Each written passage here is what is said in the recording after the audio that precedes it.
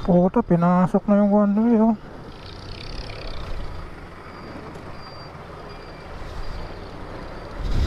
Wala na yata makadaan dun, ah.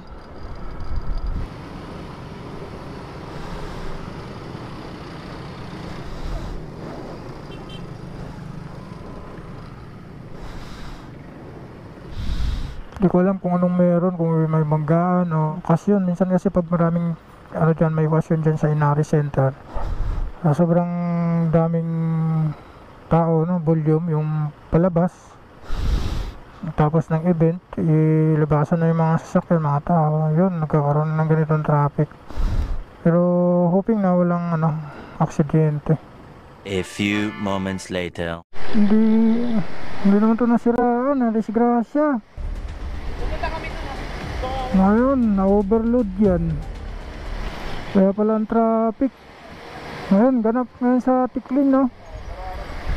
December 4, ayan, oh, overload.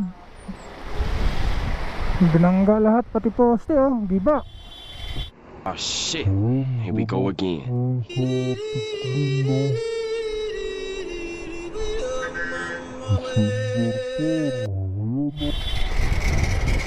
Ayun, oh, kaya pala ang daming Meralco. Ayan,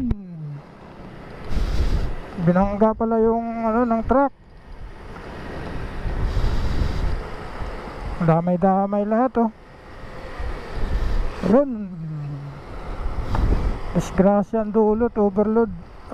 Masyadong mabigat, tas heavy equipment pa. Trailer truck yun pag ganun. Maraming traffic sa Tikling, ayun, oh.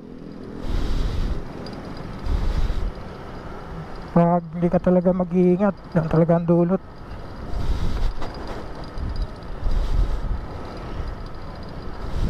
Disgrasya yun, hindi yun nasiraan. Alamang nawala ng preno yun, nawala ng control. Kaya yun, buti walang nadadamay, no, sa lugar. Thankful na lang tayo yung na ganun, walang buhay ang na ano natin hinintuan dahil ano, masyadong matraffic yun.